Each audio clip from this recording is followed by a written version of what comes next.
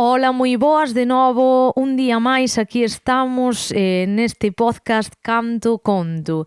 E hoxe é un podcast especial, hoxe viñen ata Vigo, mas de momento imos coa cabeceira e despois revelamos con quen estou hoxe.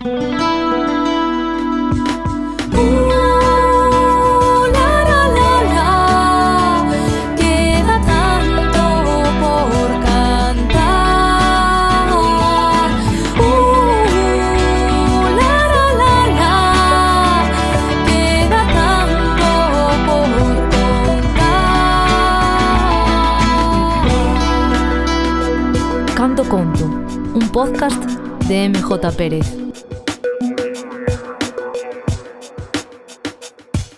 E é que hoxe viñen ata Vigo, non? Eu, como Bertín Osborne, ou en tu casa ou en la mía, en esta vez estou na casa de Luisa Abad. Que tal, Luisa? Moi ben, encantada de recibirte e de que me convidaras a falar. É que se che teño que presentar de algunha maneira, eu non sei como presentarche, porque ainda o falaba con Laura Romero noutro podcast que é eu tendo moito ás veces a definir a xente polo que fan. E unha persoa díxome que ti por que te defines, polo que fas ou polo que eres, pero que a veces o que fas e o que eres van unidos, non? Eu creo que sí. Sobre todo se crees no que fas, non? Porque hai xente desgraciadamente que se ve obligada a facer cousas que a mellor non lle gusta moito, porque ten que sobrevivir, ten que levar diñeiro a casa cada fin de mes. Pero no meu caso, que fixen toda a vida prácticamente, era o que realmente quería facer. Entón hai como unha identificación. E é que imos falar moito do que, por dicirlo de alguma maneira, ao que dedicaches ti, a túa vida, a túa profesión, aínda que fixeches moitas máis cousas máis alá, mas para poñer contexto de como acabamos ti e máis eu aquí, imos contar, e pareceme bastante anecdótico, como é que ti e máis eu nos coñecimos, porque pola túa parte sería algo moi natural, pero pola miña parte foi algo bastante surrealista. Sí, coñecímonos nun curso de escrita que impartía Yolanda Castaño no Centro Ágora. No Centro Ágora de Coruña. E eu unha vez que xubilei, aquilo que pensas, a que me podo dedicar os días, non? E a ver, como non sabía nin cociñar moi ben, nin pintar, nin facer así ningunha outra cousa que me apetecera moito, e era unha gran de lectora, pensei que o que máis achegaba a lectura era a escrita, non? E matriculeime en algún cursiño destes, creo que era o segundo ou terceiro que facía. Sí, eu pensaba que ainda tiñas máis bagaxe, Non moito, non moita. Pero, bueno, Yolanda Castaño sempre encantárame porque era unha persoa coñecida, que lle seguías un pouco la pista como poeta, e entonces pensei, bueno, seguro pues vou aproveitar moito. E ali estabas ti tamén, o sea que foi unha maravilla de coincidencia. É que eu vou aproveitar para compartir coa audiencia esta anécdota, porque hai xente que sí que a sabe, porque nos meus inicios guitarrísticos, ademais, eu fun de xira mundial con poetas, contigo, sí. con Mercedes Leovalde, eu fixen xiras de presentacións de libros no meu currículum. Sí. Entón, o mundo da poesía e da escrita pois é algo, o sea, sin ser eu nada disso, é algo que levo con moito agarimo, non dentro de min, sí. porque é a miña primeira toma de contacto co que eu facía a nivel musical. Eu teño que agradecerche moitísimo, porque cando presentamos Limaduras de Plata, eu creo que ti viñeches prácticamente todas as veces, menos a Vigo, que me parece que estivo Sugarrido. Nos demais xiras que fixemos, en todas viñeches ti. É que eu ahora mesmo non me lembro, porque, sabes, como fixen tantas xiras que eu ainda lembro, o falecido Paco Souto, que el fora editor dunha das tantas cousas que fixo Mercedes Leovalde, sí. E lembro de ir con eles, en plan, el trío dinámico, non? As presentacións, e facíamos a broma de xira mundial, o próximo destino que será Nova York, sabes, porque creo que fomos a Lugo, fomos a unha chea de sitios, eu de broma dicindo, o seguinte Nova York, non? Entón, claro, que podería ser, porque sempre habría algún centro galego en Nova York, sí, que vos podería chamar, porque moita broma, pero mañá vémonos en Nova York. Exactamente, porque eu recordo que con Limaduras tamén estiven estiven en Orihuela, estiven en Barcelona, o sea, sitios donde había amigas en Ávila, Sí. é dicir, donde había amigas que te chamaban e entonces aparecías ali, pues a presentar o libro e, bueno, e a ti che podía pasar exactamente igual que pudieras estar en Nova York, por que non? É que hai que reinventarse. Teño que No, volver ás Nova York xiras músico-literarias. É unha cidade moi, bueno, eu coñeci Nova York con 18 anos, tiña eu 18 anos. Esa é outra xente que nos está descoitando. É que Luísa, ademais de que desflipar moito ao longo da conversa, eu só vos traio aquí xente que considero que ten cousas moi interesantes que contar. Luísa é unha delas, e viaxou moito. Ti eres moi viaxada, ti fuches a moitos sitios. Fun a moitos sitios, pero naquel momento, a ver, era a miña primeira viaxe que cruzaba o charco e era o ano 70. E vivía Franco. Isto era unha Galicia e unha España totalmente gris en todos os sentidos. E de repente chegar a Nueva York, pues claro, era outro mundo totalmente diferente, ¿no? Pero bueno, con moitísima apertura. Eso que che fai, o che fai viaxar, e sobre todo se eres así nova, e ver que hai outras cousas, que hai outras moitísimas posibilidades, e non quedarte ao mellor, pues, solo aquí, solo no que hai aquí, ¿no? Entonces, sí, eu recordo eso, aquela viaxe a Nova York, eu estuve en 3 meses con un intercambio que se facía. O que pasa é que eu tiña familia, entón fun a vivir na casa de uns familiares que eu non coñecía de nada. Claro. Falaban todos inglés, que eran fillos de un irmá da miña avoa, que xa morrera el. Buf. Pero estiven en New Jersey de maravilla, queros moitísimo. Ahora sigo tendo dos amigos en Facebook, entonces moitísimas veces nos intercambiamos cousas, pero estivo moi ben aquel verán en Nova York. Ves, é que algo que me gusta moito destas conversas é que, aínda que moitas persoas cas que me sento a falar xa nos coñecemos dende hai tempo e compartimos aventuras, de súpeto poñémonos diante do micro, doulle a gravar e saen cousas que eu non sabía, non? Sí. Entón pareceme moi... Bueno, así compartímolas ca audiencia.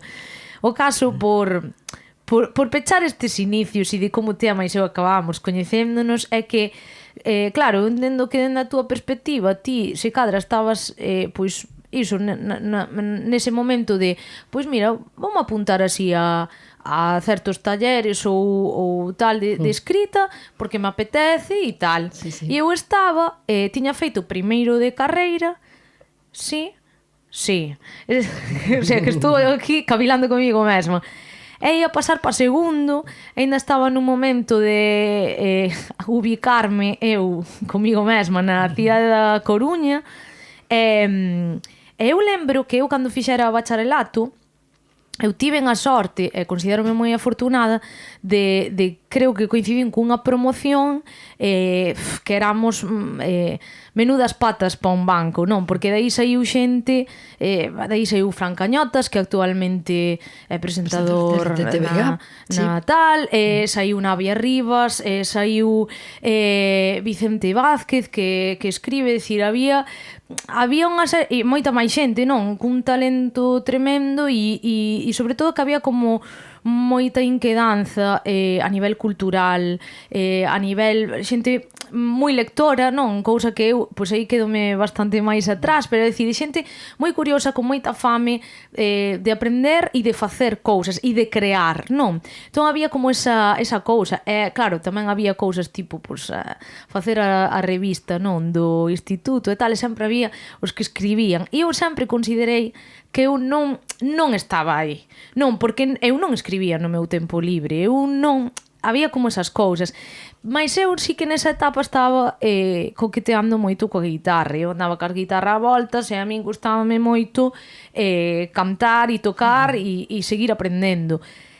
E sí que notas, cando empezas a cantar, que rapidamente, eu no meu caso, polo menos, notaba que rapidamente tiña como a necesidade de expresarme de por min. Estaba moi ben de dicir, mólame esta canción, vou aprender os acordes e vou na cantar, pero tiña como esa fame interior de dicir, quero contar cousas eu tamén. Mas era que eu a min mesma dicía, eu non, aquí nada. Sí. Entón, estaba aí a cantautora en xerme. Claro, estaba aí, algo estaba. A cantante estaba, faltaba a autora. Faltaba a autora, non? Sí. E eu dicía, claro, dicíame a min mesma, eu escribir non é, eu non me expreso pola escrita.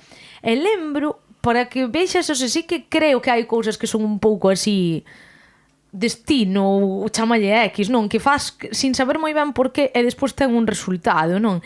E é que fixen o primeiro ano de carreira e nese verán eu tropecei, pero que tropecei sin querer con algo que puña Centro Ágora que estábase inaugurando, o sea, non sabíamos da existencia deste lugar. Centro Ágora Coruña, curso gratuito de poesía con Yolanda Castaño. Entón eu, curso gratuito Yolanda Castaño e eu, a ver, eu dixen, cubrín a movida e conseguí unha praza e cando me confirmaron dixen eu, ostra, e agora que? Porque o que veño a facer aquí? Sabes, porque obviamente sí que algo aprenderei, Yolanda Castaño seguro que ten cousas moi interesantes que contarnos, pero eu que pinto aquí? E lembro o primeiro día, vos presentando vos todos, e alguna peña si eu escribo desde os 5 anos tal, e eu sí. Que eu non escribo. Había xente sobresalada. Claro. Estaba José R, ¿no? Sí. Estaba Lidia Bao. Sí. Sí, estaba Tito, estaba non sei se Clara, tamén estaba Clara. Clara, eu creo que tamén estaba Clara. Que toda esta xente despois seguiu escribindo. Claro, seguiu escribindo, facendo cousas. E ten carrera literaria, sí. É que eu lembro de... Non sei, o tema é que máis que decir, non, eu por esta experiencia convertínme en Becker. Non, pero esa experiencia e sobre todo a xente que estaba de salir, porque eu creo que non era meramente non, vamos a un curso, está aí Yolanda Castaño. Sí, eso é unha parte, pero para min a parte fundamental é o caldo de cultivo que aí se creou coa xente que estábamos aí, porque creouse un grupo moi moi guai, moi que nos retroalimentamos uns aos outros. Sí, sí, e eu me sentía moi nova, porque seguro que era a maior do grupo, pero con moito, pero nunca tuve ese complexo tampouco de ser maior, era unha máis, o sea, E para mí foi moi guai, porque de feito eu, claro, eu estaba nunha altura na que levaba, que era o meu segundo ano fora da casa, ainda estás un pouco pipiola da vida, situándote. Claro, e alén de que estás descubríndote a ti, coñecendo outra xente, a min tamén me fixo ben crear un círculo de amizade fora da facultade con xente de diferentes xeracións, e sobre todo para min o contacto contigo e con Mercedes Leovalde a min fíxome moito ben, porque eu o poder dicir, teño amigas da idade dos meus pais, sabes? Sí. É dicir, que non é por un tema de idade, é por un tema de que sí, por fin caminamos hacia a madurez e podemos, sabes, como... Claro, e no meu lado era o contrario, teño amigas da idade dos meus fillos, non? O sea, que moi ben, encontrábame moi ben en aquel grupo, moi ben, moi ben. Eu, polo menos, para mí foi fonte de inspiración e eu quería expresar cousas que levaba dentro.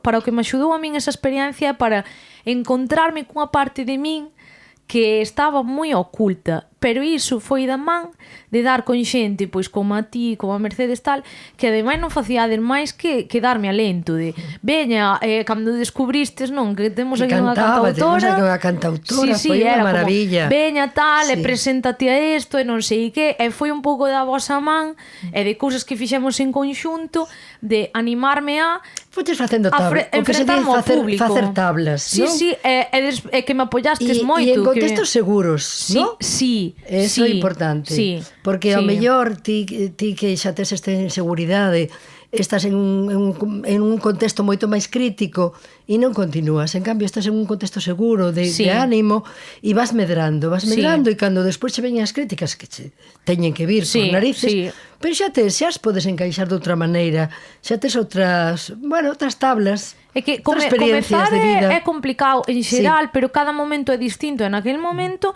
eu tanto, é dicir, sí que é verdade que me vin en presentacións de libros, mas tamén me vin ás veces nun pub random ás 12 da noite dando un concerto que dicindo que pinta aquí unha cantautora, guitarra e voz ás 12 da noite nun pub cunha luz estroboscópica destas, sabes, que está piscando todo o tempo.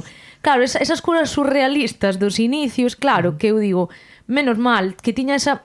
Para min axudoume a chegarme a un público que sí que lle podía interesar a miña música, e sobre todo a aprender.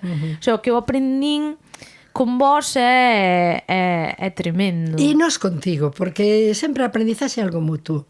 Sí, sí. O sea, creo que toda a vida estaría aprendendo. Sí. Toda a vida. E se non tes esta actitud de querer aprender, malo, porque xa estás como de que de volta ou que xa chegaches, non? Eu creo que estamos aprendendo cada día. E as persoas que están, e a xente nova tedes moitísimo que decir. Moitísimas cousas que xa non por experiencia vital xa non vivimos, pero tamén nos nutrimos do que vos vivides, non? Entonces isto a mí me parece moi interesante este intercambio. Eu creo que unha das peores actitudes dá igual a que dá, é a de ter esa actitude de eu xa non teño nada que aprender, eu xa estou de volta e media de todo. Podes controlar moito de algo, pero sempre hai algo que aprender, sempre. Sí, sempre hai algo que aprender. E precisamente eu quero facer agora entón ir aos inicios, non? Porque esa Luísa que acabou aí, non? Sí. Empezando a escribir e pois nova etapa, tal, pero de onde ves? De onde saes ti? Sí. A ver, eu nací en Coruña, estudei maxisterio. Non o estudei en principio porque fora unha cousa que me atraera. Eu prefería mil veces ser xornalista e tería ganas de ir a Madrid, pero en aqueles tempos os cartos eran os que eran. Eu son dunha familia numerosa, que somos 5 irmás.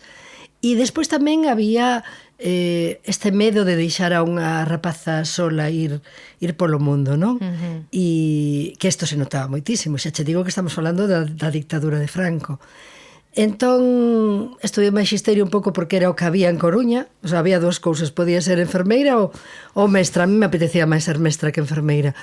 Pero, xa che digo, fun collendo despois cariño a medida que iba estudando, tamén polo grupo, porque tamén fun facendo amigas que aínda conservo, afortunadamente, e eso como que tamén o que che decía de nutrirte, non? De nutrirte e ir vendo que era un traballo que podía ser un traballo moi bonito, e claro, chegou a hora de verdade que era hora de irte a unha escola que naquel caso nunca eran a xente que salíamos nova con magisterio rematado, nunca quedábamos nos sitios grandes, en cidades. A miña primeira escoliña foi en Caberta, Muxía, a 90 kilómetros da casa, pero que en aquel entonces 90 kilómetros non había autoestradas, non había... Sí, facíase eterno. Era eterno, 3 horas tardábamos en chegar. Mi madriña. Sí, claro, porque non había as comunicacións que hai hoxe en día. Che estou falando de que eu empecé a traballar en xaneiro do 71. Ano 71. Franco morreu no 75. E claro, chegas despois ali a unha escoliña en que ves que unitaria, que tes misturados a nenos e nenas. Eu rapaza de cidade que nunca vivira nunha aldea. Claro. Que bueno, aquela ainda era unha escolilla bastante decente. Despois estuve bastante peores. Estuve en escola onde non había auga. Wow. E tiña que ir a sacar auga ao pozo. Eran uns tempos bastante duros, non? Pero eu ali atopei a vocación, o sea que aquelas criaturas para min eran superimportantes e despois, claro, tamén estaba o tema da lingua que nos na época de Franco falábamos castelán e todo era en castelán, pero aquelas criaturas cando ibas ali falaban galego e entón había que facer algo. E con moito entusiasmo empezamos a facer materiais en galego, sí, para en unha asociación de Coruña que se chamou a Asociación Católica de Mestres, que non é porque nos fóramos católicos, eu creo que ali pouco católico había, pero era que quedara esa asociación quedara sin personal, levaba moito tempo como medio morta, como seguramente Franco non directamente, senón a xente de Franco, sí, non nos iba a conceder unha nova asociación, pois entón entramos nunha asociación que xa estaba creada. E entón ali entramos que, bueno, xente que estou pensando que estaba Monge, Méndez, Tino, o sea, xente que despois deu moitísimo xogo na cultura de Coruña. E ali estábamos e montamos e empezamos a facer pois métodos de ensino en galego, materiais. Foi unha época moi interesante. Con certo medo porque era un pouco clandestino. É que era o que che iba a dicir, facíades isto, pero te arriscabas a que te podían expedientar, sí. É que a mí parece moi interesante comentar isto, aínda que haxa quen diga xa estades co de sempre. Nin é o de sempre, nin é o de nunca. É que eu sí que non vivín esa época, eu nací no 92, entón eu podo falar da noción que teño en base a estudas historia e intentas informarte, non? Que agora un pouco de medo me dan certas xeracións que compran certas mensaxes sin pararse a contrastar. Claro, cando vexo a esa xente que seguro que estás mencionando ti, nostálxicos de Franco, digo, terían que vivir no seu réximen para saber que aquilo era tremendo. Un nostálxico que viviu esa época e por lo que sexa encantoulle e foi maravillosa, pois eso é un nostálxico. Ahora, un nostálxico de algo que ti non viviches, ata que punto che pode cundir esa nostalgia, porque igual como che chega a explotar na cara algo similar, non che mola tanto, que ti crees, pero bueno, tamén é un xeito de, o sea, certas sector da sociedade ou o ser humano en sí ten unha parte de tamén querer fuxir a enfrentar que certas cousas non son como ti queres, porque tes tamén unha parte, por así dicilo, de responsabilidade social e tal, senón de mellor botarlle a culpa a outro, sempre dos teus males, non? O lavado mental era tremendo, non? E estábamos colonizados polo castelán, o sea, eu empecé a saber sobre os 15, 16 anos que existira xente como Castelao, por exemplo, pero chegáranos un sempre en Galicia clandestino que viña de un libro que viña de Argentina, e o leemos, pero leamos como un pouco eso, clandestino, porque non tiñas ao teu dispor ningún material en galego, absolutamente nada. E te decías, pero se tiñas un poquinho de conciencia social, decías, pero como pode ser isto? Pero hai xente que discute isto. Hai xente que di que isto que non, é dicir, hai xente que di que nunca se prohibiu, o sea, hai xente que afirma nunca se prohibiu o galego, non sei que, non sei canto. Falo de xente que igual non viviu esa época, sabes? Sí. E negan que isto concretamente, é dicir, porque eles armáronse unha historia na cabeza que é que aquela época non era tan mala e que era máis ou menos como agora, é dicir, que ti ibas a unha biblioteca e atopabas de todo, solo que por non igual non había absolutamente nada. Empezaron en aqueles tempos, empezaron a publicar, eu recordo o Neira Vilas, as memorias dun neno labrego, que eu evidentemente comprei e levei á escola para que as criaturas leran algo que tuviera que ver coa súa vida, non? Claro. Porque todo era tan alonxado do que vivían aquelas rapaciñas e rapaciños da escola, que entonces, pero aí empezou un pouquiño antes de que morrera Franco, empezaron colectivos como este que che digo eu, a Asociación Católica de Mestres, que empezamos a decir, pois temos que formarnos, temos que traer xente que non ensinemos de maneira tradicional tan transmisiva, sino que ten que ser outro tipo de escola, máis conectar con Freinet, conectar con todas as cousas que foran xa da República, e ver quen foran. É dicir, que o mundo non empezaba con nós, non había, houbera xente antes que nós que falara galego e que escribira. Entonces estaba o Longa Noite de Pedra de Celso Emilio, que acababa tamén de saír, e nos refuxiábamos en eso, no que había, éramos un núcleo, uns pouquiños galeguistas en Coruña, que realmente éramos poucos en aquel momento, pero bueno, que podemos conectar con xente que veo. Recordo que un día na Asociación Católica de Mestres apareceu Rafael Dieste. Guau. E que ademais estaba casado con unha inspectora, con doña Carmen, que parecía unha cousa rara aquelo, pero outro día apareceu Luis Eoane. Wow. E entonces ti dis, Dios mío, pero estes son, claro, tiñan que vir, pois viñan do longo do exilio, xa empezaban a vir un poquiño, non? Pero foi unha época para min de aprendizaxe intensísimo, xa che digo, de ver cales eran, porque claro, a única que tiñamos permitida de sempre era Rosalía, maravillosa Rosalía, non se atreveron a negar e a suprimir a Rosalía, porque tamén había como unha falsa idea de unha Rosalía un pouco amputada, que só estaba a miña xoia, máis ou menos, non? Sí, había ese enfoque que durou, feminista, porque ese enfoque, cuidado, ese enfoque chegou ata min, eu lembro, ese enfoque de Rosalía, eu tiven ese enfoque de Rosalía ata eso bien, sabes? É dicir, ata o bacharelato non empecé a descubrir... Como un pouco chorona, non? Sí, porque eran as... e curros se coñecía un poquinho menos, creo eu. Pondal polo himno, pero o himno, aprendimos o himno, sabíamos que tiñamos un himno, pero todo como moi clandestino e moi en grupiño. Entonces, para min, xa che digo, ese grupo de Coruña, de esa asociación que presidían en aquel momento Pili Seoane, e estaba tamén Maricruz Carballido, estaba Angélica Rendo, estaba xente que sigue ahora traballando, Mila, estaba Chus Fernández. Había aí un cultivo importantísimo de xente que despois pois foi importante na cultura. Porque eu para afundar un pouco nisto, eu quería saber, ti dis que por aí polos 15 anos foi cando ti máis ou menos soubeches da existencia de castelao e así. Ti en que contexto estabas? É dicir, educaronvos en castelán? Totalmente, claro. Totalmente. Nunca na vida eu hubiera escrito, salvo Lairiños, Airiños, Aires, que miña nai cando era pequena ou unha noite neira do trigo, o sea, había cousas na miña familia. Miña nai era unha persona que lle gustaba moitísimo a poesía, e eu recordo que tiña un cuaderno que tiña poemas de Bécquer e de Rosalía. E entonces algunhas veces pues, nos contaba dos ríos a das fontes.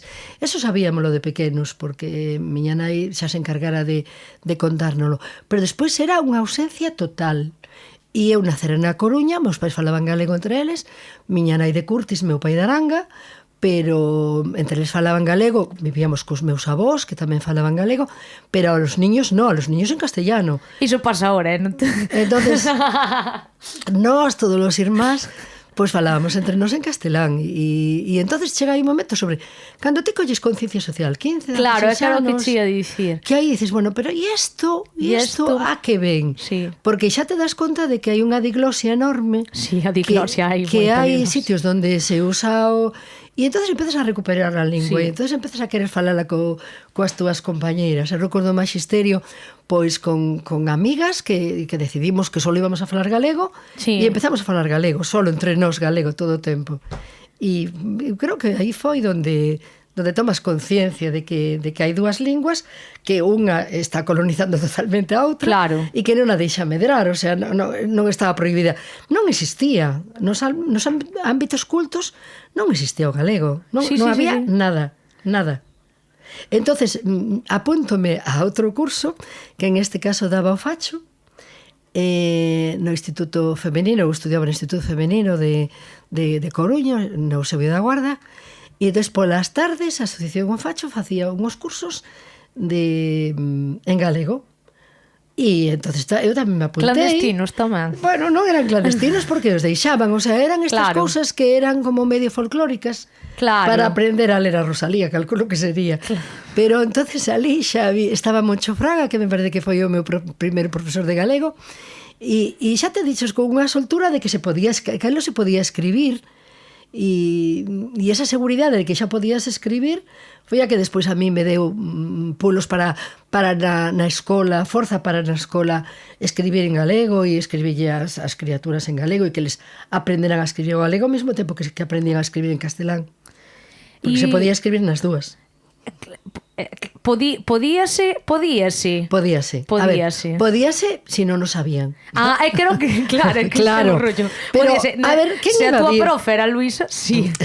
A risco de que poidan pasar cousas. Sí, mira, é que creo que non somos moi conscientes deste detalle. Quero dicir, ti que o viviches, é dicir, eu, ti agora pénsalo, eu moitas veces cando teño que ir a un instituto ou así, falamos do tema lingüístico, eu é o que digo, que non é tanto, para mí non é tanto, eu non che veño aquí a convencer de nada, porque ainda que eu ti che diga algo 20 veces, non quere dicir que o vayas facer, non, ti pensarás por ti e tes, como di miña nai, un só aprende na cabeza de un. E é unha frase que parece moi obvia, pero ten moita máis profundidade da que parece. Entón, un só aprende na cabeza de un. Da igual o que eu che diga, porque ti ao final procesarás e farás o que ti queiras e vexas. Pero creo que se trata tanto de máis de dicir, ostra, que teño aí un algo, non que é unha segunda lingua, no meu caso, quero dicir, portugués, galego, castelán, é dicir, non digo de segundo plano, digo de tes unha, tes dúas, tes tres, as que teñas, non. Cantas máis mellor. Claro, é dicir, por que non a vou mimar? Por que vou mimar máis? Quero dicir, por que non vou cultivar isto que teño? Por que non o vou coidar? Por que o vou desprezar? Non, un pouco esa reflexión. Que pasa? Que nós agora facemos esta reflexión, botámonos as mans na cabeza a dicir, ai, as inquisas, que mal vai o galego. Claro, non era crónica, o sea, non o levábamos dicindo xa moito tempo. Claro, Isto non se sabía, isto non tiñamos diante das narices. Bien, que sucede? Que a diferenza é que ahora mismo, na teoría, claro, sí que non, é dicir, non é non teño por que aprender clandestinamente galego, non, é dicir, podemos falar galego, podemos facer un podcast en galego, é dicir, podemos usar a lingua sin que nos den cun pau na cabeza. Mira, nós usábamos un argumento na asociación que che digo que teñamos de mestres de Coruña, tiñamos o argumento de que a UNESCO dixera que cada criatura tiña o dereito a ser ensinada na súa lingua. Sí. E con isto era un pouco, recordo unha vez que chegou a inspectora sí, na escola de Lanzá Mesía. Hai poquinho esteve falando con un exalumno, Fernando, que é unha maravilla. Si des por Lanzá, ali ten un que se chama Zapateiro, ali parada a tomar un café, ten un supermercado, pois Fernando, que leva coa súa hermana Teresa. Aquelo foron alumnos meus en aqueles tempos, non? E estábamos falando da diferencia e de que eles notaran, non, de que chegara de repente unha mestra que eles falaban galego e todo. Bueno, pois en eu ao mesmo tempo que estaba na escola, matriculárame en Filosofía e Letras en Santiago, que había unha cousa que se chamaba dispensa de escolaridade, e entonces eu estaba estudiando. Matriculeime nos comuns e iba a Santiago cando podía, porque evidentemente estaba na escola e non podía ir. Pero ese ano que me tocou en Lanzá, que era pertiño de Santiago, bueno, relativamente perto, e tiña dúas materias que me eran bastante difíciles de preparar eu sola, que eran arte, porque había moitísimas que visualizar, moitas fotografías, non, de monumentos ou de do que fora, e entonces me era máis fácil se iba a clase.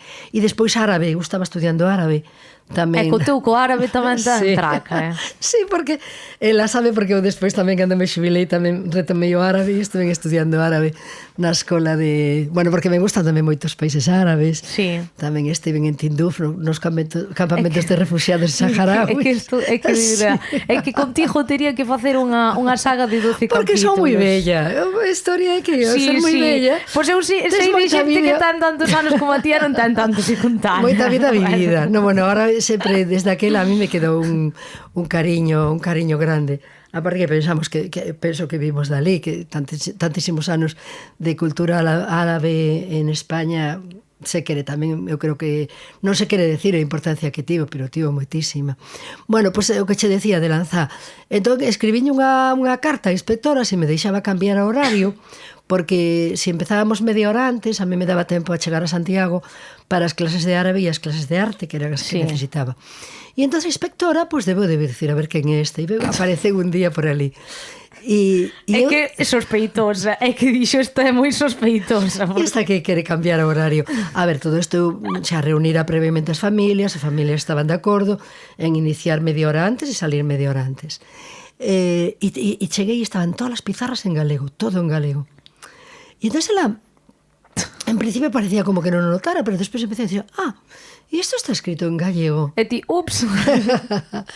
No, foi super riquiña, super agradable. Aparte que me deu a licencia para salir media hora antes, o sea, para cambiar o horario. E eu lle dixen, mire, que eu por todo o que estudiei en pedagogía, as criaturas hai que enseñarles na lingua en que falan. Entón, eu teño un convenio que un día facemos todo en galego e outro día facemos todo en castelán. E era así. Que nin agora. E eu facíamos todo o día que tocaban galego e facíamos todo en galego. Dios, ojalá escoite este podcast algunha personita dos que marcan algunha lei ou teñe que de verdade. O ano 73 debía de ser. Luís usando o sentido común versus a xunta non sei que sentido usando. Bueno, pois eu creo que as criaturas lles veña moi ben, o sea, que aprendían e ademais sempre lles decía que teñan que estar moi orgullosos do seu, porque era o noso, entón tiñamos que estar moi orgullosos do noso, porque eu creo que tiñan unha autoestima tan mermada. É que aí onde quería ir eu. Tan mermada. Porque quero, afondando nisto, gustaríame que me contes un pouco como é esa Luisa que chega a un sitio como Muxía naquela época ou así, a unha escola unitaria. Sí. Ti que deberon quedar flipados, porque ti que chegas nun coche. Sí. É dicir, que diredes, nun coche, obvio, María, nun coche, perdón, naquel coche momento, muller, es que unha non era muller normal, sola, conducindo un coche, sí, con pantalóns vaqueiros. Sí, eu sempre digo os vaqueiros. O sea, pantalóns, deixémolo aí, pero vaqueiros, vale, é dicir, o que para nós ahora sona, que me estás contando? É que de verdade facendo un esforzo, sobre todo a xente nova, pensade que era outro contexto. Muller sola, conducindo, pantalóns vaqueiros, nova, moi nova, sí, melenaza. Empecé 19 anos, sí. Ademais, melenaza hasta a cintura. Hasta a cintura, sí. O sea, que eso, que pena non poder viaxar no tempo con unha cámara, sabes, para inmortalizar aí o... Bueno, eu creo que éramos unha xeración moi rupturista, porque xa estábamos en outra dinámica. É que noutra dinámica en todos os aspectos, sí, en mente aberta, pero tamén creo que un nivel de noción pedagóxica, sí, que é dicir, actualmente hai xente destas xeracións que se cadra teñen unha noción pedagóxica moito máis como dicirlo de alguma maneira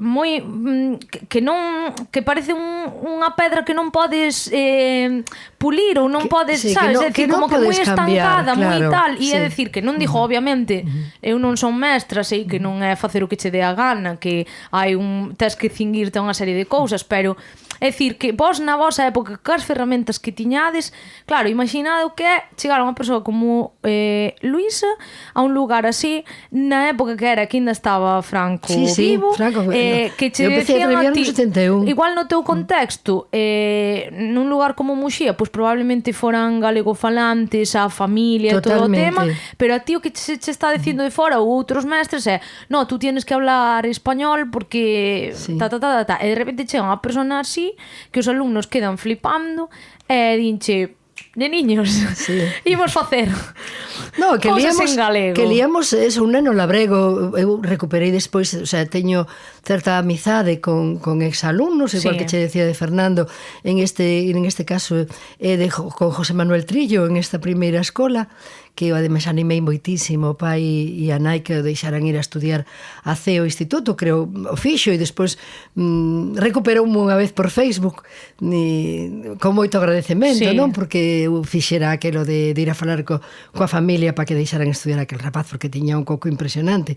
Teno, pois eu ahora traballou na Cidade da Cultura e entón antes de inaugurala un día chamoume, Luisa, queres vir a que che dou un paseo pola Cidade da Cultura? Bueno, pois estas cosas son maravillosas. E entón el decía, claro, de repente chega unha persoa, me trae un libro en galego que está ali Balbino, que é como a min, un rapaz calquera, claro, que tamén e entonces aquilo para eles foi novedoso, creo que sí. E sobre todo poñer en valor que, é dicir, ti és un rapaz que vive nunha aldea pois afastada da cidade, sí, e non tes nada que envexar, é dicir, no sentido de ese mensaxe que vendían, non? É que ainda se vende agora de es que tú que eres dunha aldea, eres de la aldea e hablas, sí, gallego e eres un pailán, claro, directamente. Por que, sí, son un pailán? Claro, e nenos e nenas que eran tan listos, non? Eu despois, bueno, pois mira, de Lanzá, pois seguí en contacto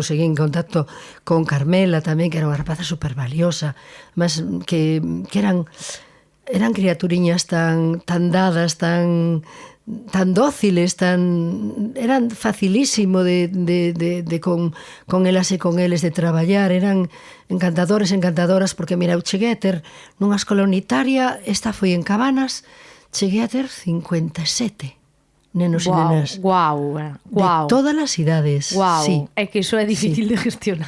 Difícil de gestionar, eu aquel ano perdín a vista. Empecé pola noite conducindo, deime conta que nada, porque tiña tantas libretas que escribíamos en unhas libretiñas pequeniñas e había que poñer ali as contas e tal. E era moi sacrificado, pero moi bonito. Moi bonito. porque aí era como unha especie de apostolado, te dabas conta, non? Sí, é que eso realmente é o que digo, ás veces é a sensación que teño de cousas como esta, realmente tens que ter unha vocación, tenche que gustar, porque se non che gusta, vas a eu vou facer o que teño que facer así polo mínimo e xa está, pero cando tes esa vocación de que non che dá igual, sabes, é cando aí Claro, queres que saia adiante, os que valen hai que procurarlles becas para que estuden. Entón, todo este tipo de cosas, ese traballo si eu facía encantada, porque me parece que sí, que foi. E, bueno, foron uns anos de escola unitaria e despois marchei a Barcelona a rematar a carreira, porque acabei os comunes, aquel ano aprobei con ben o árabe e o arte, xa lo faltaba, no, despois de ir a clase, porque era difícil se non ibas, pero se ibas era moitísimo máis doado. E entón xa despois marchei a Barcelona e perdín un poquinho contacto con todo a experiencia que tiñamos aquí feita. Pero bueno, seguía cando viña, pois me iba enterando e xa empezou tamén, a ver, a mí me pillou a morte de Franco, me pillou en Barcelona no 75, pero despois xa empezaron, xa houbo ese movimento, xa era imparable, non? Sí. De recuperar as raíces, de recuperar o galego. E teño amigos que foron esa época máis tarde, que fíjate, antes, despois de Franco. sí. Máis de Franco parecíamos pobriños, miñas xoias, pero despois xa había siglas de partidos políticos detrás, entón claro. xa foi máis... Teño algún amigo que sí que foi expedientado por antes de que se poidera falar e escribir en galego por facelo. É que isto, eu creo que é super importante falar disto, porque hai moita xente que descoñece e hai, insisto, hai quen defende, ou igual que outro día se dixo no Parlamento por parte de unha personita dun partido político, saiu dando como unha mensaxe de que non era tan negro como se pinta, non? Falaba da posguerra, non? Dicía que como que eu dicindo, mi madriña, que só falta ahora, vamos dicir, sabes, que todos os grandes ditadores da historia da humanidade, a pouco máis dentro de pouco imos dicir que realmente eran santos e que San Francisco ao seu lado era un hereje, sabes? É que eu creo que estamos chegando a un punto no que imos dicir que non sei, que certas mortes ou certas barbaridades que se fixeron que realmente, bueno, é que non sei, sabes? Eu non sei xa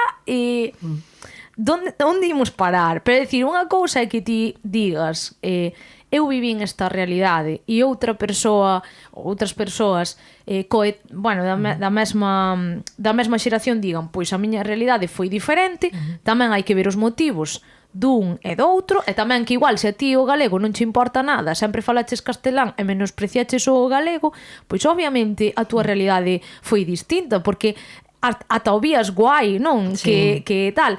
Entón, iso é unha cousa, que ti vivas realidades distintas e tenes perspectivas distintas. A escola eu creo que nesa época era tremenda, porque era que prohibía aos nenos e as nenas falar en galego, tiñen que falar todo en castelán, claro. Incluso nos recreos, o sea, a veces había xente que se pasaba que non lles deixaban nin falar na súa lingua. Entonces, se a ti tes unha lingua pero non a podes usar, se non é lingua de cultura, se non se pode escribir, se non está nos libros, se non está en ningún sitio, automáticamente pues, a menosprecias porque non val para nada.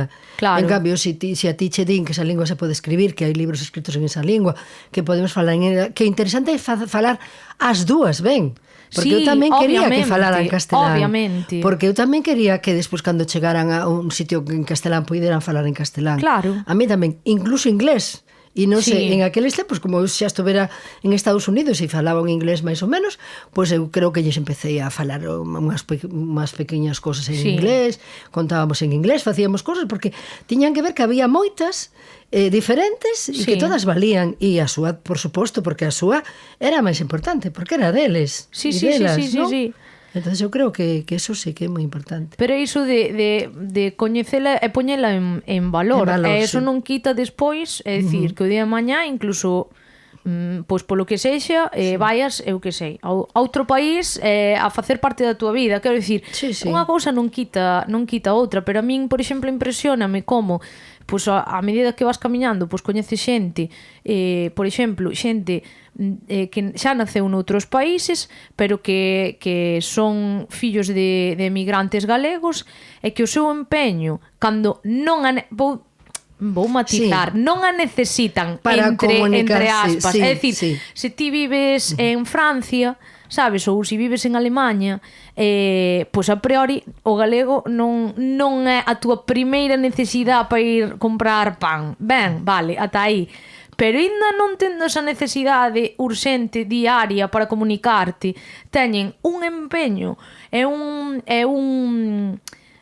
apego pola lingua e unha conciencia tan arraigada de que é unha parte deles, da súa cultura, do seu legado familiar, que fan máis por aprender a lingua, aprender a cultura, as tradicións, a música, etcétera, etcétera, etcétera, e así é que está o mundo cheo de centros de galegos polo mundo e tal. Entón, a min parece moito falamos da morriña, incluso hai quen poña esta palabra en marcas que despois teñen todo en castelán detrás, empezando por todo o cartel do festival. No, morriña é unha palabra moi bonita, pero vaya por Dios, porque precisamente esa morriña que teñen eles de estar lonxe da terra e de non ter, de non estar en Galiza e non ter ese contexto galego, é o que os leva a ter o galego e a cultura tan vivas. Sin embargo, os que estamos aquí, a morriña só a usamos para facer marcas, é dicir, morriña non sei que, morriña tal, e despois pois para o Día das Letras Galegas o 25 de xullo dicir morriña, borriña, bolboreta, que bonito.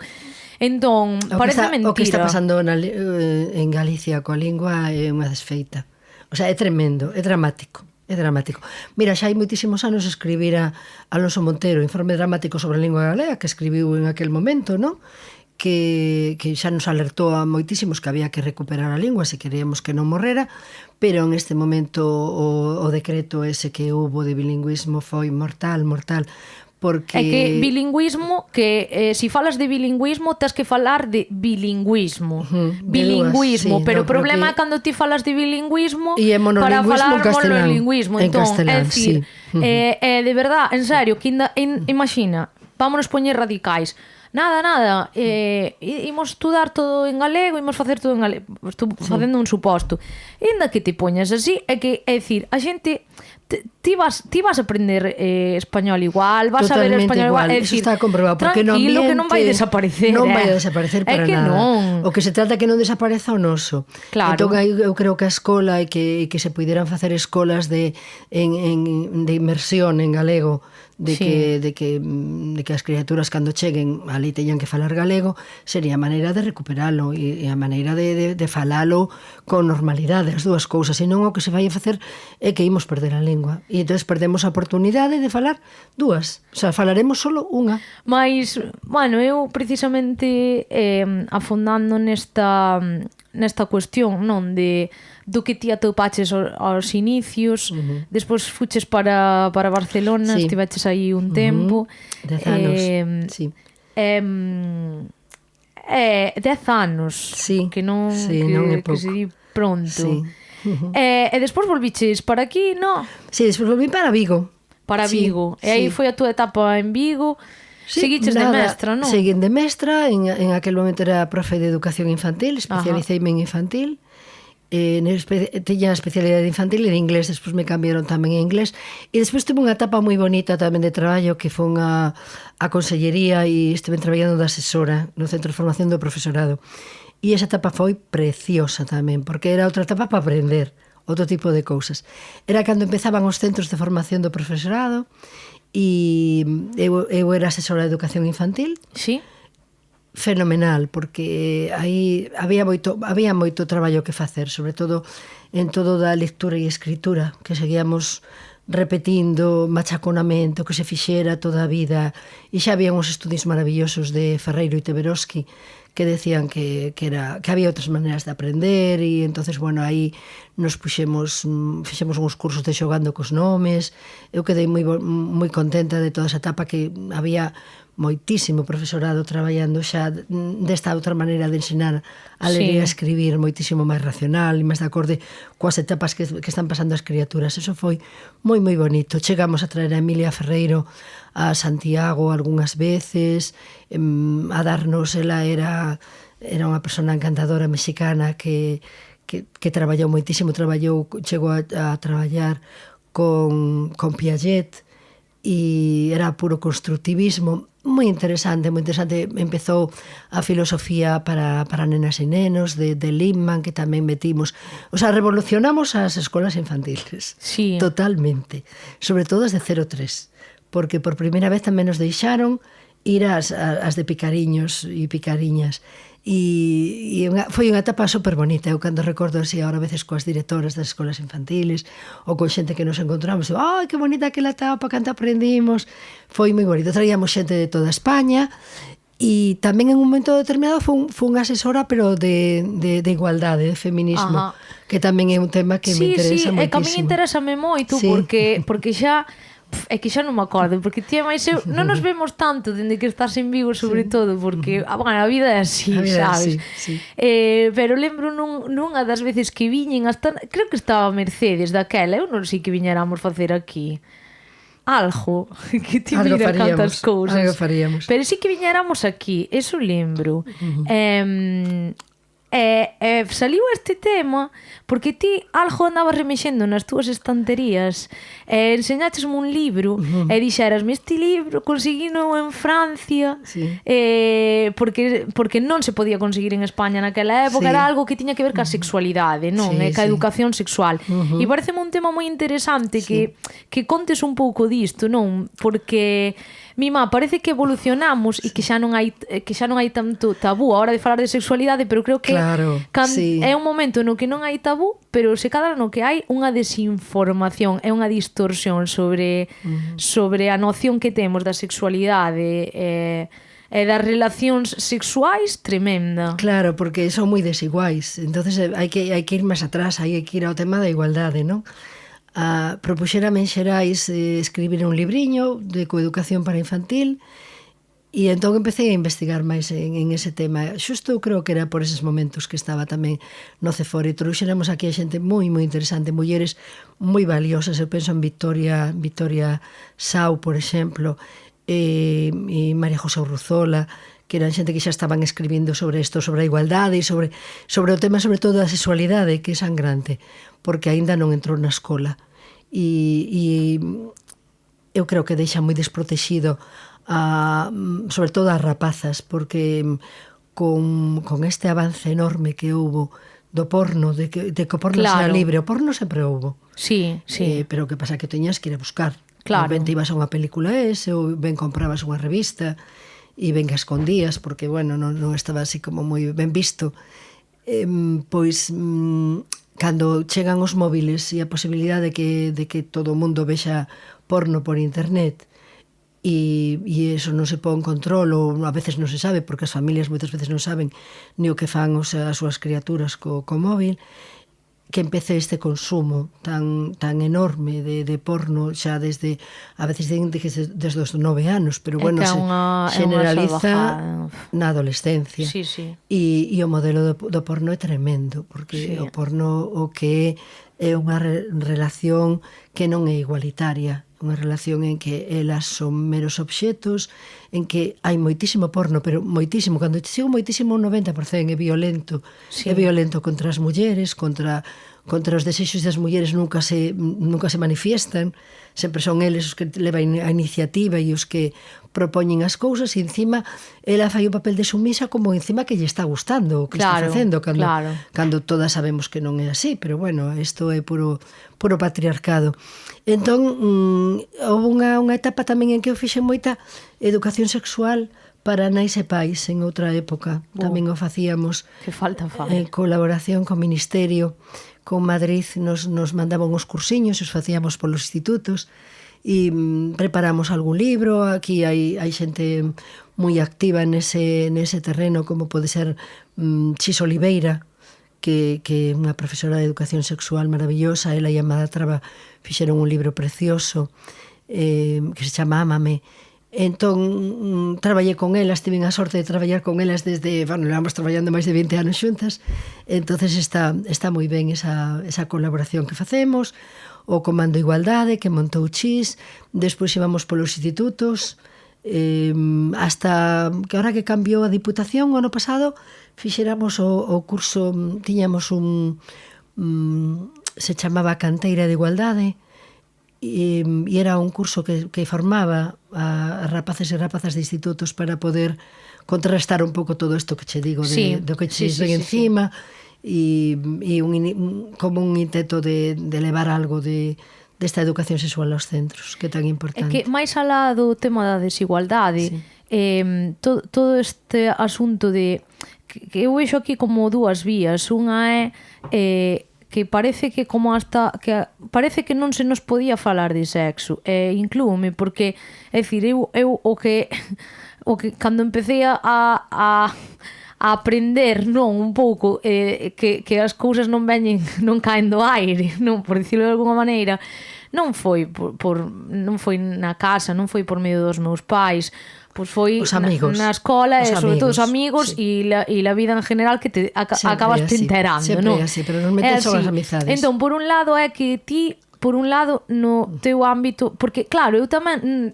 non o digo culpando, por dicirlo de alguma maneira, os pais, no sentido de os pais non, posiblemente non. Eu refírome a que isto ao final é unha cadea, non? As familias non teñen ferramentas, pero a escola sí. Claro, entón é como que as familias non saben moi ben, a eles tampouco se les educou desa maneira, é dicir, é como esas cousas, tal é como xa non sei nin onde foi nin en que eu me enterei de que falaban da anécdota de como unha señora comentaba que ela enterouse do que era a regla o primeiro día que lle veu a regla e casi lle dá un infarto porque de repente ti non sabes nada e un día descubres que estás sangrando como se non... Entón a señora, esas horas de angustia nadie llas quita.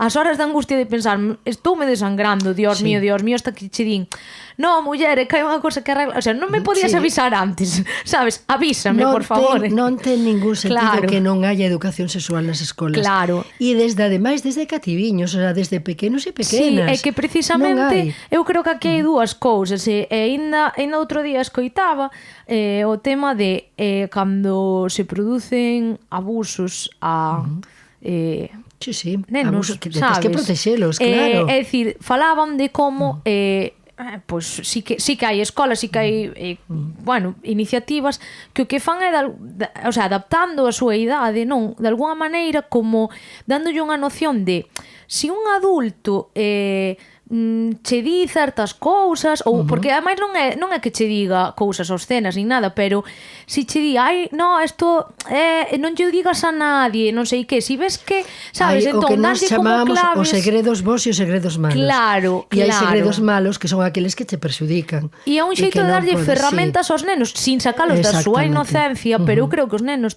non son tontos, porque tamén cando falamos de cousas básicas, eu que sei, música infantil, pois música infantil non ten por que ser tratar ao neno como así non lle funcionara a cabeza, sabes? Neuronas, como se non tuvera neuronas, o neno, obviamente, tens que manter esa inocencia, non, pero esa inocencia non quita de darlle unhas claves e unhas ferramentas que o neno sepa identificar, porque tamén o faz noutras facetas da tua vida. Mira, hai un libro que usei moitísimo, que se chama Ningún biquiño a forza.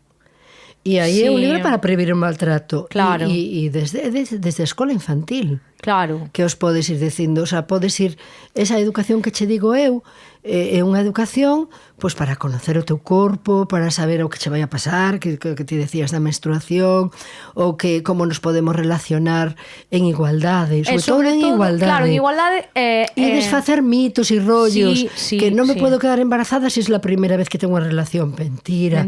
Non podo tal, mentira. Pensá que no porno non aparece un preservativo.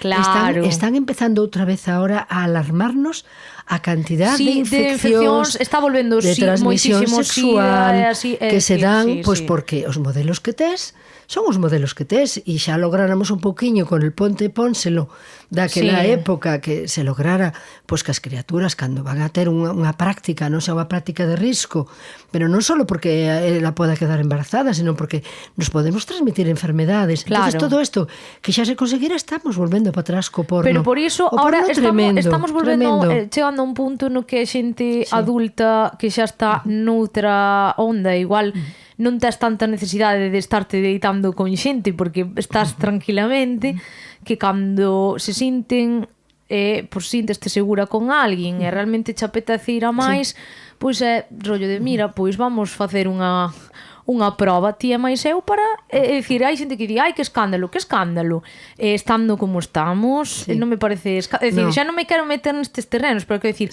é onde estamos chegando por como está evolucionando as cousas, porque antes non había certos recursos, agora sí que os hai, entón, habendo eses recursos... E é como se estuveramos coa cabeza agacha para non ver realmente o que hai. Porque cando nos imos ao instituto con Chis, con Priscila Retamozo, con Amada, que éramos un pouco as que coordinábamos esta canteira de igualdade que che digo que subvencionaba a Diputación, e íbamos por 8 centros cada ano, e facíamos como un seguimento dunha serie de cousas coa rapazada, pois xa se me perdeu un poquinho o ceo, pero quere decir que cambiaron moitísimas cousas en uns anos, e nos o vimos vir porque xa víamos un poquinho por onde iban as cousas, pero ahora moitas veces é dramático. É realmente dramático. É que para min o problema do porno xa non, o sea, é como son moitas cousas, o sea, xa o tema a figura da muller dentro do porno, pero tamén creo que a nivel autoestima para os homes é matador, porque ti estás lle dando a entender ao home que unha relación sexual é eso, despois na realidade el consigo mesmo vai a topar outras cousas, Bueno, e que moitos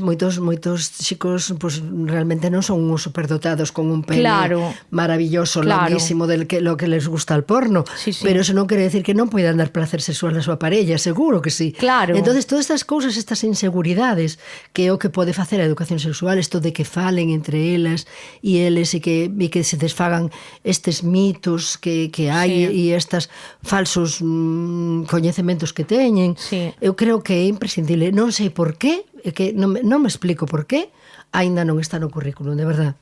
Ten que estar. Sí, é que non sei, se non é no currículum, ver onde, pero que ten que ser algo... Ten que estar como normalizado. Problema, que cando eu escoitaba isto que falaban, non, sobre o tema do abuso, pois a nenos, claro, cando se reflexionaba sobre estas cousas, saberlle dar ferramentas para que eles poidan identificar, pero sobre todo que sepan que se pasan certas cousas que o teñen que contar ao seu pai, a súa nai, a xente adulto.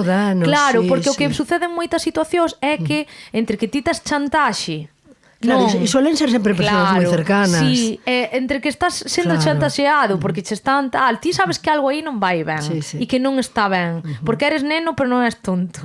Pero ao mesmo tempo estánche dicindo non o contes, tal, non sei que... Bueno, porque entón... o adulto que ten outras historias o pon como nuestro secreto, claro, e tú eres mi preferida, entón, mi preferido. Pero o axudarche, si ti xa tes esa formación que che fai identificar esas cousas, xa estás prevenida. Hai uns vídeos preciosos do Ministerio para pasarlle as criaturas sobre casos de abuso. Hai vídeos lindísimos de dibuxos animados, que nos os levábamos con todo isto, o que pasa é que hai xente que considera que isto é alterar, distorsionar, como se di, sexualizar aos nenos, distorsionar, sexualizar, xa se encargas a sociedade, porque vas a comprar calquera cousa para unha criatura e xa está totalmente sexualizada, sobre todo se é de nena, ¿no? Claro. Pero isto xa se encargan, nos o que falamos é de tal como está a cousa, poder xestionala, poder traballar con ela e darlles ferramentas ás criaturas para que se están sendo vítimas de un acoso poidan pedir axuda. Isto é así. É que eu creo que non hai nada mellor como que sexamos conscientes das cousas en xeral. Ahora estamos falando disto, pero canta máis conciencia tes ti, incluso máis alá do sexo, non? Que teñas conciencia de ti, do teu corpo.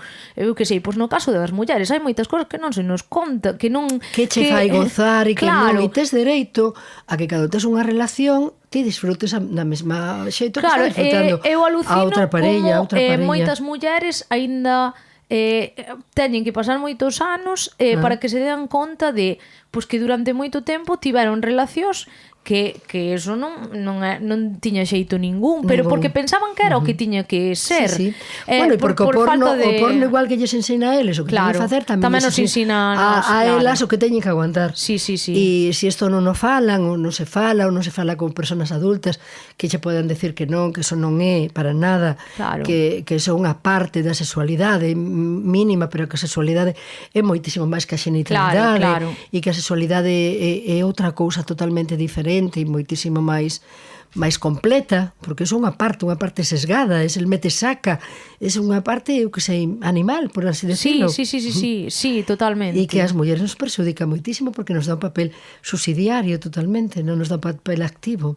Sí, e despois que é iso, que me parece unha distorsión moi grande que frustra, en xeral frustra porque calqueira persoa real pois non sei, si haberá unha porcentaxe da población que igual poida, sabes, estar aí no que vemos aí decir, aquí estamos a gusto, tía máis eu. Pode haber unha porcentaxe ínfima, pero xa é que xa non falo de que xa a nivel físico hai que estar moi en forma para según que cousas. Hai que ser un atleta sexual. Sí, é que xa, claro, é que eu creo que é como ter unha imaxe de algo que pois ti traslades a vida real. No, hija mía, no, sabes? É dicir, non... Entón, por iso creo que é importante coñecernos e porque, é dicir, tanto... Bueno, a nivel mulleres eu creo que nós somos moi conscientes de botarnos as mans á cabeza dicindo, no, tío, isto é un pouco ficción, ben. Pero no caso dos homes, te imagino que é realmente pensar de, no, eu teño que chegar a isto, a frustración que teñen que sentir moitas veces. Eso en algúns casos pode xerar tristeza e frustración, pero noutros pode xerar incluso violencia no sentido de decir ese conflito consigo mesmo de no, é que ten que ser así, é que non sei que, entón non sei, creo que con educación resolveríanse moitas cousas e con información. Mais estamos como estamos. Estamos como estamos. Bueno, ti, é dicir, dentro das túas andainas, non? Dentro de todo o que é oído da educación, pois é iso, tocaches... Sí, porque rematei a miña vida laboral como orientadora de instituto. Sí. E entón aí foi onde se decía que levamos a cabo todos estes programas de educación sexual. Rematei en Zalaeta e antes estivera aquí tamén traballando no Valentín Paz Andrade. Entonces, eses dos institutos a min tamén me serviron moito para traballar co xente nova e ver estes problemas que che digo. E agora xubilada xa non fago cousas de educación, ainda que sigo traballando a veces con algunhas publicacións, se me piden ou algo así, sí que hai algunhas cousiñas. Agora estou no Ateneo como xestora cultural, acabando a miña vida de traballo, por así decirlo, un traballo diferente, pero bueno, estou contenta tamén. Somos un equipo moi xeitoso e aí estamos facendo cultura en Vigo. É dicir, ti unha vez xubilada, cando inicias así esa andaina de veña, voume poñer a escribir, a afondar na escrita, fuches participaches en diversos... Sí, eventos, estivemos por aí dando poesía polo mundo, escribín un par de poemarios. Ahora teño casi rematado outro, a ver si en algún momento sal. Exclusiva. Sí, xa está casi escrito de todo.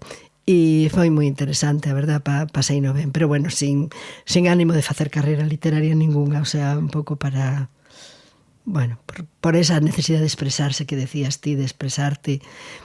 Atravesei un cancro, estuve en un proceso de...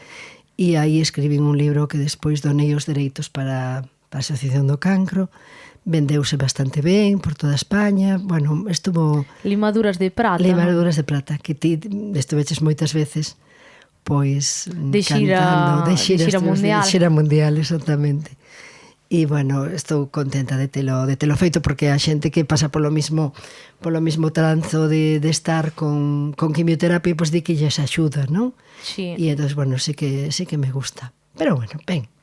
Estamos en outra etapa da vida e tamén é bonito. Todas as etapas teñen o seu aquel. Efectivamente. Da aprendizaxe que che decía constantemente. Sí, é que todo isto é un aprender constante e iso, ahora estás no Ateneo. Despois, algo que me sorprende moito de ti é o que eu aspiro, non? Se algún día me chego a jubilar, que é que non sei que... Se chegas alá, xubilaraste. Se chego a xubilarme... Si eres moi bella, chegarás. A idade de xubilación vai ser a partir dos 80, cando me toque a min.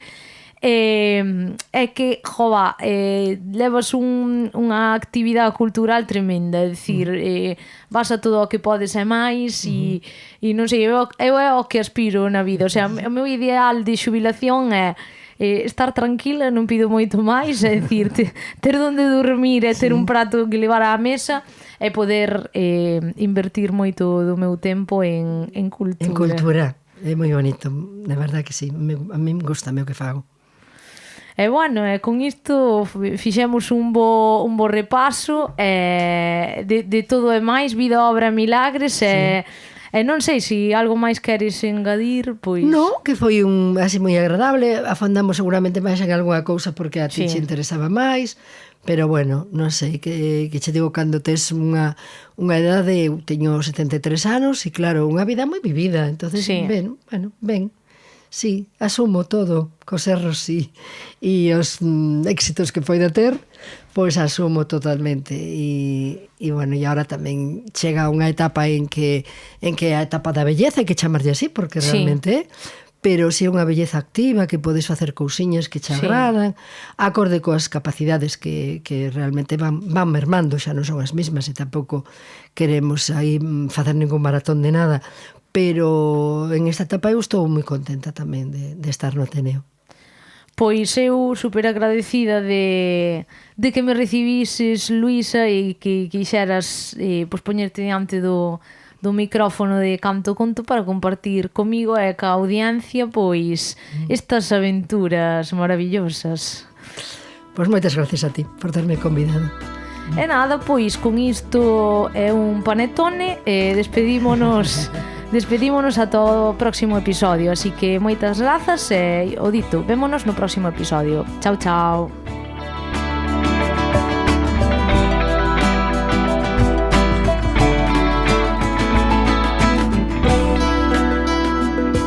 Canto Conto, un podcast de MJ Pérez.